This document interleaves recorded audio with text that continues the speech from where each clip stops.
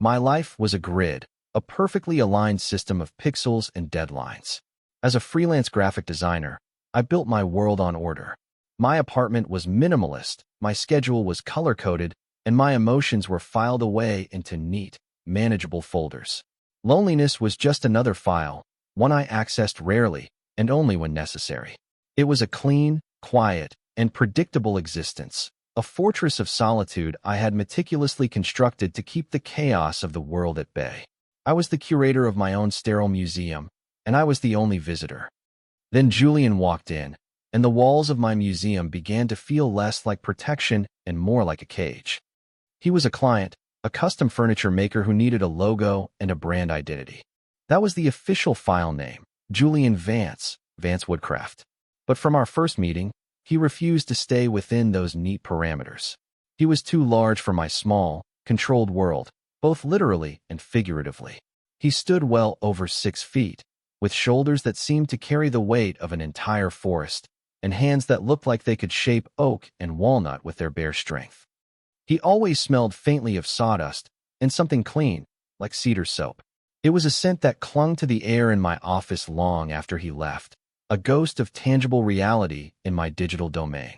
He spoke in a low, rumbling voice that vibrated in my chest, a calm and steady sound that cut through the high-frequency hum of my own anxiety.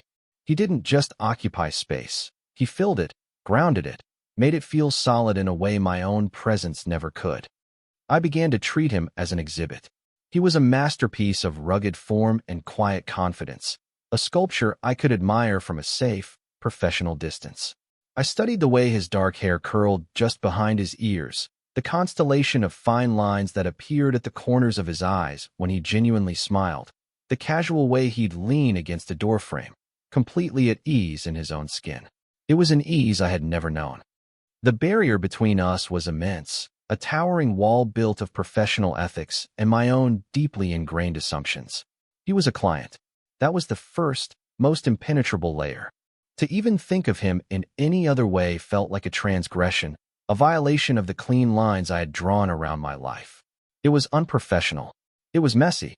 The second layer was thicker, more absolute. During our third meeting, while I was showing him some initial font pairings, his phone buzzed on the table between us. He glanced at the screen, a small, apologetic smile touching his lips. "Sorry, I have to take this." "My sister," he answered, his voice softening. "Hey, Sarah." "No, I'm still in the city." "Yeah, I'll be there for dinner on Sunday." I promised the name, Sarah, was a nail in the coffin of a fantasy I hadn't even consciously admitted I was building. Of course there was a Sarah, or a Jessica, or a Megan. A man like Julian, a man who seemed carved from the very earth, would have a woman. It was a law of nature, as immutable as gravity.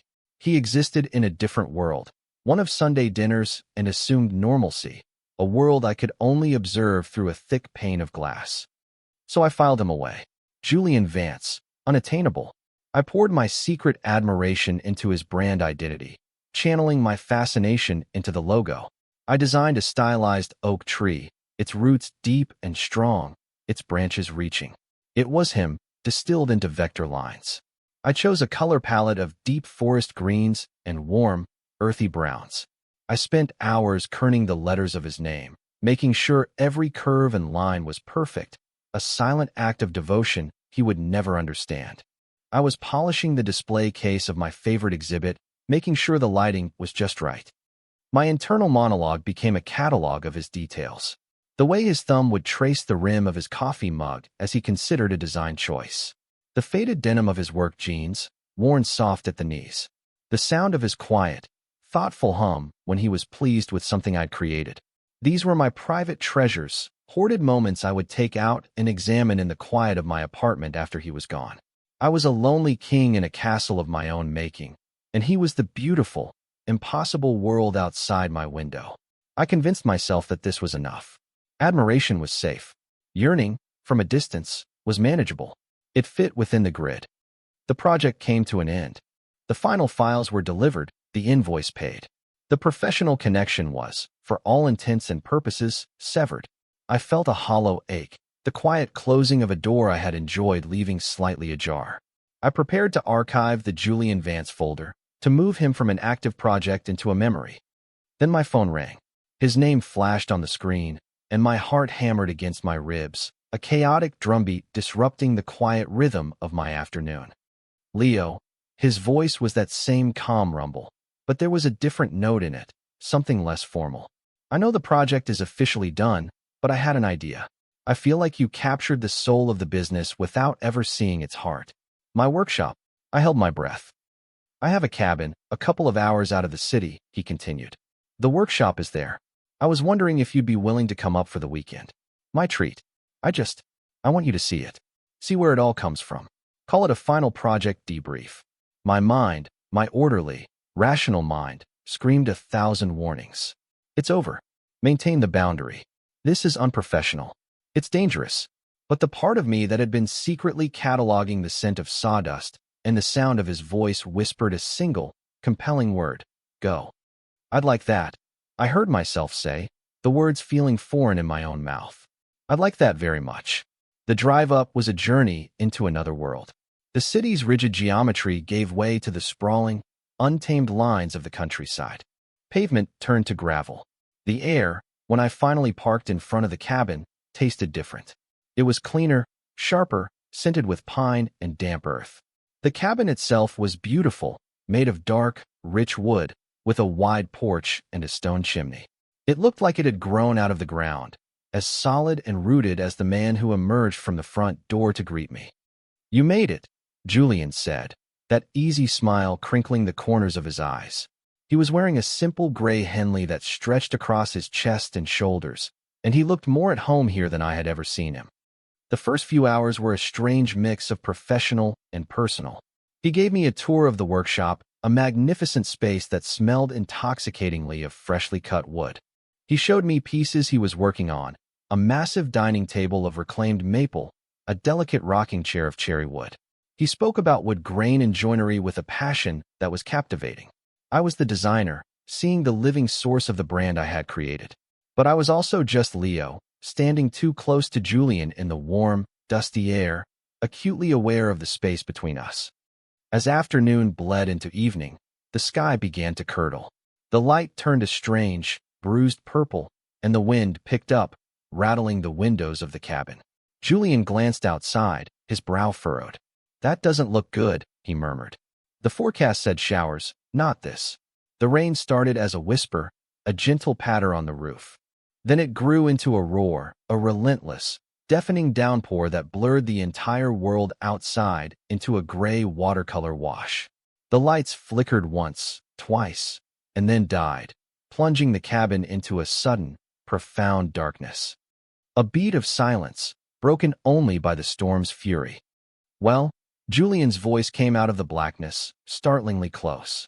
That's not ideal. I felt a tremor of panic, a primal fear of the dark and the loss of control. My orderly world had just been unplugged.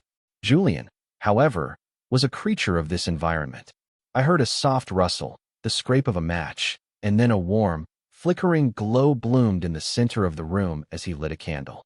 His face was thrown into dramatic relief, all sharp angles and deep shadows. He moved with an unhurried confidence, lighting more candles, finding a powerful flashlight. Power goes out up here sometimes, he said, his voice a reassuring anchor in the chaos. I've got a generator for the workshop, but I don't usually run it for the cabin unless I have to. We should be fine. I'll get a fire going. And just like that, the rules changed. We were no longer client and designer. We were two men trapped in a box of wood and glass, surrounded by a raging storm. The professional boundary had been washed away by the rain, and the space between us was suddenly charged with a new, terrifying intimacy. The grid was gone. There was only the flickering candlelight, the roar of the wind, and the solid, grounding presence of the man building a fire in the stone hearth. My world shrank to the dimensions of that cabin, to the circle of warm light cast by the fire Julian built. The professional distance I had so carefully maintained collapsed into nothing. Now, there were only a few feet of wooden floor between us, an impossibly small space that felt both vast and suffocating. Every sound was amplified in the quiet bubble of the storm. The crackle and spit of the logs, the relentless drumming of rain on the roof, and the sound of Julian's breathing, a steady, rhythmic presence in the dim light. My senses, usually dulled by the sterile air of my apartment and the blue light of my monitor, came alive. The cabin was filled with his scent, a complex blend of wood smoke from the fire, the clean cedar of his soap, and something else, something uniquely him, a warm, masculine scent that seemed to seep into the very fabric of my clothes. I was breathing him in with every gulp of air. I watched his hands as he tended the fire, long-fingered and capable, the flickering light catching on the fine, dark hairs on his arms. I was hyper-aware of his every movement, the way the floorboards creaked slightly under his weight, the stretch of his shirt across his back as he reached for another log. We sat on the thick rug before the hearth, a bottle of whiskey and 2 glasses between us. The silence was no longer professional. It was personal, freighted with unspoken things. I, who built my life on words and communication, couldn't seem to form a coherent sentence. Julian, however, seemed to settle into the quiet. He was a man accustomed to the company of trees and the slow, patient work of his hands. He broke the silence first. "So," he said, his voice a low counterpoint to the storm. "The real debrief. What do you think?" He gestured around the dimly lit room, at the handcrafted furniture, the stone fireplace, the essence of his life. "It's perfect," I managed, my voice sounding thin. "It's solid. Real." He handed me a glass of whiskey, and our fingers brushed. It was a fleeting, incidental contact, but it sent a jolt through my entire system, a spark of heat that shot up my arm and settled deep in my chest. I pulled my hand back as if burned, my heart stuttering. I risked a glance at him, but his expression was unreadable in the firelight. He simply took a slow sip of his whiskey, his gaze on the flames. We sat like that for a long time, sharing the warmth of the fire and the smooth burn of the alcohol. We talked, but not about work. We talked about small things. The city versus the country. Books we'd read. The ridiculousness of certain modern design trends. It was easy, natural, and utterly terrifying. The walls I had built around myself were eroding with every shared glance, every soft laugh. Then, he set his glass down on the hearth and turned to look at me, his expression serious. "This place can get lonely," he said, his voice barely above a whisper. The admission hung in the air between us, a raw and unexpected piece of vulnerability. This was not the confident, self-assured client I knew. This was someone else, someone quieter, someone who understood the kind of deep, aching solitude that I lived with every day. "My father built this cabin," he continued, his eyes still on the fire. "He started the business. I always felt like I was living in his shadow, trying to measure up. When he passed, I inherited all of this." He swept a hand around the room. "The business, the cabin, the legacy. It's a lot of pressure." He talked about a past relationship, a woman he'd been with for years who eventually left because she felt she was competing with his work, with the ghost of his father. "She said I was more married to this workshop than I ever was to her," he said with a wry, sad smile. She wasn't wrong. My perception of him shifted, rearranged itself. The masterpiece in the museum stepped down from his pedestal. He wasn't a sculpture of impenetrable confidence. He was a man, layered and complicated, with his own insecurities, his own ghosts. My admiration, once a safe and distant thing, deepened into something far more dangerous. It was empathy. It was connection. And it was gut-wrenchingly real. The rain hammered down, and inside that small cabin, I felt the foundations of my own carefully constructed world begin to wash away. Later, when the fire had burned down to glowing embers and the whiskey had warmed us to our bones, the inevitable, unspoken question finally surfaced. The cabin had one bedroom, one bed. An awkward tension descended, thicker than the comfortable silence that had preceded it. We had both avoided mentioning it, as if ignoring the fact would make it disappear. "You should take the bed," Julian said finally, his voice carefully neutral as he stood and stretched. The motion pulled his shirt taut across his chest, and I had to force myself to look away, back into the dying fire. "I'll take the couch. It's comfortable enough." "No," I said, the word coming out too quickly. The thought of him on the couch while I slept in his bed felt impossibly wrong, a violation of hospitality. "It's your house. I can't take your bed." "Don't be ridiculous," he countered gently. "You're my guest." We went back and forth, a stilted, polite dance around the obvious. The couch was too small for him. I was fine on the couch. It was a pointless, absurd argument, and we both knew it. The unspoken solution hung in the air, a live wire crackling between us. Finally, Julian let out a soft sigh, running a hand through his hair. He looked at me, his gaze direct and steady in the dim light. "Leo," he said, his voice low and quiet. "It's a king-sized bed. We're both adults." It wasn't a statement. It was a question, an offering. The entire world seemed to hold its breath in that moment. The storm outside, the crackling embers, my own frantic heartbeat. It all faded into a dull roar behind the profound, terrifying clarity of his words. He was giving me a choice. He was letting me decide if we crossed this final, irrevocable line. My throat was dry. I could say no. I could insist on the couch, and we could pretend this tension didn't exist, that the morning would bring back the sun and our old, safe boundaries. I could retreat to my fortress. But I was so tired of being safe. I was so tired of being alone. "Okay," I whispered, the sound barely audible. Getting ready for bed was an exercise in excruciating self-awareness. We moved around the small space, changing in the shadows, trying not to look at each other. The air was thick with a tension so palpable I could taste it. When we finally slipped under the covers, we lay on opposite sides of the vast mattress, a chasm of cool sheets and unspoken fears separating us.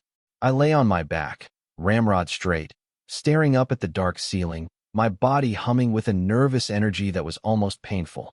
I could feel the heat of him across the mattress, a constant, magnetic pull. The only sounds were the soft patter of the rain, which had finally gentled, and the frantic drumming of my own heart. I counted my breaths, trying to force my body to relax, but it was useless. Every nerve ending was on fire. Then I felt it, a subtle shift in the mattress, the dip of his weight as he moved. I held my breath, my entire being focused on that single point of change. A warmth spread across the sheet near my arm.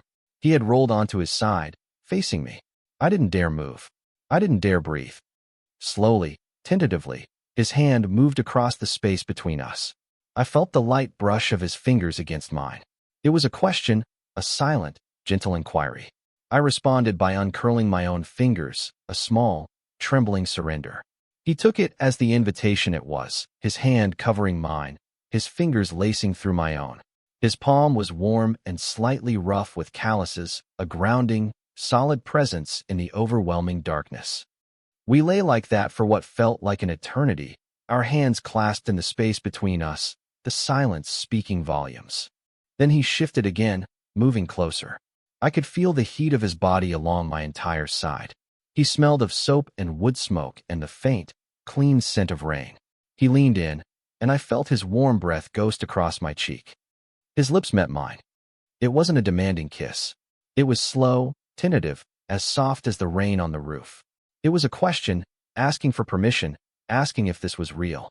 My mind, my entire world, went completely silent. All the anxiety, all the overthinking, all the carefully constructed walls, they all dissolved into nothing. There was only the gentle pressure of his lips, the warmth of his hand in mine, and the steady beat of his heart, which I could now feel against my own chest. I answered his question by kissing him back, a soft, yielding response that was more honest than any words I had ever spoken. The kiss deepened slightly, a slow exploration in the dark.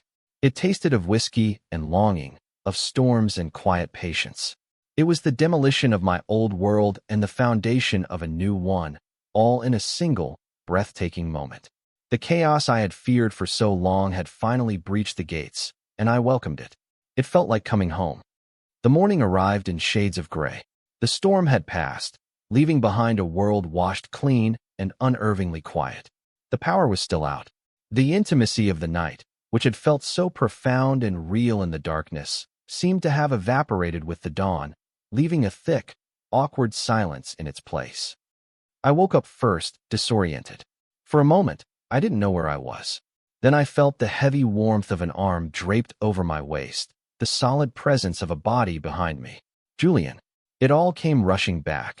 The fire, the whiskey, the feel of his hand in mine, the impossible softness of his kiss. A flush of heat spread through my chest, a confusing mix of incandescent joy and heart-stopping terror. I slipped out of the bed as quietly as I could, my movements stiff and uncertain. Julian barely stirred, his breathing deep and even. In the pale morning light filtering through the window, he looked younger, his face relaxed in sleep. The sight of him, so peaceful and unguarded, made my stomach twist into a tight knot. What had I done? By the time he woke up, I had managed to get the old gas stove lit and was making coffee, my actions clumsy and loud in the quiet cabin. The air between us was heavy, charged with all the things we weren't saying. We moved around each other in the small kitchen, a careful, clumsy ballet of avoidance. We didn't make eye contact. Our words were clipped and practical. "Coffee's ready," I mumbled, staring at the pot as if it held the secrets of the universe. "Thanks," he said, his voice rough with sleep. He took a mug without our fingers touching. My anxiety, which had been blissfully silent during the night, returned with a vengeance. It was a roaring chorus in my head, a litany of self-recrimination and doubt. It was a mistake, a fluke. It was the storm, the whiskey, the isolation. He was lonely. He regrets it. He must think I'm a fool for reading so much into it. I replayed every moment of the night, but now, in the harsh light of day, it all seemed different. His tentative kiss felt less like a question and more like a moment of weakness. His vulnerability by the fire felt like a simple consequence of alcohol, not a genuine connection. I had shattered the professional boundary. I had taken his kindness and twisted it into something it was never meant to be. I had ruined the simple, safe admiration I once had, and in its place was this gaping, awkward wound. I felt sick with shame. Julian seemed to confirm my worst fears. He was distant, his expression closed off. After a few sips of coffee, he pulled on a jacket and went outside, murmuring something about checking for damage from the storm. I watched him through the window as he walked the property line, his shoulders set in a way that looked tense, resolute. He looked like a man putting distance between himself and a mistake. The physical space he put between us felt like a chasm. He was retreating, rebuilding his walls, and I was left standing in the ruins of mine. The silence in the cabin was deafening. I sat at the kitchen table, nursing my coffee, my mind a vortex of catastrophic thinking. I planned my escape. As soon as the road was clear, I would leave. I would send him a polite, professional email thanking him for his hospitality. We would never speak of this again. Our paths would never cross again. The Julian Vance file would be permanently deleted, not just archived. The thought was a cold, hard stone in my stomach. The brief, beautiful chaos of the night was over, and the old order, the old loneliness, was rushing back in to fill the void. It was a familiar cold, but after the warmth of his arms, it felt unbearable. He was outside for a long time. Long enough for me to cycle through every stage of panic, from denial to a grim, hollow acceptance of my own foolishness. When he finally came back inside, stamping the mud from his boots, my heart hammered against my ribs. He closed the door behind him, and the sound echoed in the quiet room like a gavel. He didn't take off his jacket. He just stood there by the door, wiping his hands on his jeans. He looked at me, really looked at me, for the first time all morning. His hazel eyes were dark, his expression unreadable. My stomach plummeted. This was it. The official rejection. The polite but firm, "Let's forget this ever happened" speech. I braced myself. "Leo," he said, and his voice was low, serious. "We need to talk." I nodded, unable to speak. I felt my throat closing up, my carefully constructed composure threatening to shatter. I just wanted to get it over with, to absorb the blow and then retreat back to my safe, sterile world where feelings were managed and hearts were not on the line. He walked over to the table and sat in the chair opposite me. The small wooden table felt like a negotiating table, the space between us and no man's land. He didn't say anything for a long moment, just looked at his hands, those large, capable hands that had held mine in the dark. "Last night," he began, then stopped, letting out a slow breath. He finally lifted his head and met my gaze. The uncertainty I saw there shocked me. It wasn't the cold certainty of rejection. It was something else. It looked like fear. "I need to be honest with you," he said, his voice quiet but clear. "Inviting you up here, it wasn't just about the workshop." My breath caught in my throat. "I've wanted to. I've been thinking about you for a while now. Since our first meeting, if I'm being honest," he confessed, a faint flush creeping up his neck. I kept telling myself it was unprofessional, that I was probably imagining things. But every time I left your office, I felt like I was leaving something important behind. My mind struggled to process his words. They didn't fit the narrative I had spent the entire morning constructing. I invited you here because I was hoping. I don't know what I was hoping for. Maybe just a chance to know you outside of kerning and color palettes. I didn't exactly plan on a hurricane to force the issue, he added, a ghost of a wry smile touching his lips before vanishing. Last night wasn't a mistake for me, Leo. It was the most honest thing I've done in a very long time. He paused, and his expression grew more serious, more vulnerable than I had ever seen it. The reason I've been so quiet this morning, he said, is because I was terrified. I woke up and you were gone, and I convinced myself that I was the one who had misread everything, that I had taken advantage of the situation, that you regretted it. The air left my lungs in a rush. We had spent the morning in the exact same prison of anxiety, locked in separate cells, each convinced the other held the key. And that phone call you overheard in your office, he continued, as if needing to clear away all the debris of my assumptions. With Sarah? That's my sister. I was telling her I was nervous about asking you to the cabin because I had a massive, unprofessional crush on my graphic designer. The stone in my stomach dissolved. The cold, hard knot of fear and shame unfurled, replaced by a wave of relief so profound it almost made me dizzy. All the evidence I had collected for my case against myself, all the proof of my foolishness, it was all smoke. It was never real. It was my turn to speak. The words tumbled out, clumsy and shaky, but honest. I thought you were straight. I admitted, my voice barely a whisper. I thought, Julian, I've been admiring you from a distance since the day you walked into my office. I thought you were this whole other world I could never be a part of. I thought you were completely unattainable.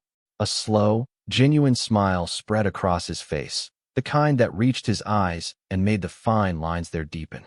The tension that had held the room in its grip for hours finally, completely, snapped. He reached across the table, his hand covering mine. His touch was no longer tentative or questioning. It was firm, sure, and unbelievably warm. Unattainable, he said, his voice a soft, rumbling laugh. Leo, I've just been waiting for you to look up from your screen. He stood up, pulling me gently to my feet. He framed my face with his hands, his calloused thumbs stroking my cheeks. He looked at me, his eyes full of a relief that mirrored my own. And then he kissed me again. This kiss was nothing like the first. There was no hesitation, no uncertainty. It was deep and sure, a confirmation of everything we had just said. It was a conversation without words, a promise without sound. It tasted of coffee and relief and the clean, damp air of the morning after a storm. It wasn't the chaotic breach of my walls. It was the feeling of walking through an open gate into a place I belonged. It felt like coming home. The rest of the day passed in a soft, dreamlike haze. The road remained blocked until late afternoon, but the cabin no longer felt like a trap. It felt like a sanctuary. The silence that returned was not awkward or heavy, but comfortable, filled with a quiet understanding. We talked for hours, really talked, filling in the sketches we had made of each other with the vibrant colors of personal history, of silly anecdotes and secret hopes. I learned that his favorite movie was a cheesy 80s action film. He learned that I had a debilitating fear of moths. We held hands as we sat on the porch, watching a crew of men with chainsaws work on the fallen tree down the road. It was new and fragile, this connection between us, but it felt as solid and real as the wooden railing beneath my hand. The following weeks were a study in integration. My neat, orderly grid began to accommodate the beautiful, unpredictable variable that was Julian. He would come into the city, his large frame looking wonderfully out of place in my minimalist apartment. He'd lounge on my sleek, uncomfortable sofa, making it look like the most natural thing in the world. He'd leave a half-finished mug of coffee on my perfectly clean counter, and the sight of it would make me smile instead of cringe. The scent of sawdust would cling to my apartment for days after he left, a welcome reminder that my world was bigger now. I spent my weekends at the cabin. The place that had once been the site of my most intense anxiety became my refuge. The smell of cedar and wood smoke became the scent of comfort, of peace. I'd sit in his workshop, watching him work, mesmerized by the patient, powerful grace of his hands as they transformed rough wood into something beautiful. We cooked together in the small kitchen, our bodies bumping into each other in a comfortable, easy dance. We fell asleep in that big bed every night, with no chasm of sheets between us, my head on his chest, his heartbeat a steady, reassuring rhythm beneath my ear. We were learning each other's language, the quiet vocabulary of a shared life. A raised eyebrow from him meant, "Are you overthinking this?" A certain touch from me meant, "I'm here. I'm not going anywhere." We were building something, piece by piece, with the same care and attention he gave to his furniture. One Saturday night, we were lying in my bed in the city, the distant sounds of traffic a muted lullaby outside the window. The space felt smaller than his bed at the cabin, the city lights painting stripes across the ceiling. Julian shifted, wrapping an arm around me and pulling me closer against his chest. He was quiet for a moment. Then I felt the low rumble of his voice against my back. "You know," he murmured, his tone laced with a gentle, teasing humor. "I'm not sure this city bed is big enough for the both of us." I laughed, a real, uninhibited sound, and turned in his arms to face him. The reference to that first, terrifying night, to the stilted conversation that had changed everything, was now a landmark in our shared history, a touchstone we could return to with fondness instead of fear. It was our inside joke, a testament to how far we had come. "I think we can manage," I said, smiling up at him in the dim light. He smiled back and leaned in to kiss me, a slow, familiar kiss that felt as comfortable as breathing. Later, as he slept beside me, his steady breathing filling the quiet room, I lay awake and looked at the man who had so thoroughly and beautifully dismantled my life. I thought about the fortress I had built, the sterile, orderly world where I had felt so safe and so profoundly alone. I had been the curator of a museum dedicated to my own isolation, polishing the glass on exhibits no one else would ever see. I had believed that order was safety, that control was strength. I had feared the messiness of connection, the unpredictable chaos of letting someone in. But lying there, with Julian's arm thrown protectively over me, his warmth a solid anchor in the night, I understood. True safety wasn't in the walls we build to keep the world out. It was in the terrifying, exhilarating risk of taking them down for the right person. It was in the vulnerability of showing someone your unfinished pieces, your fears, your quiet hopes. The chaos I had been so afraid of wasn't a threat. It was just another word for life. And for the first time, I wasn't just observing it from a distance. I was finally, truly, living it.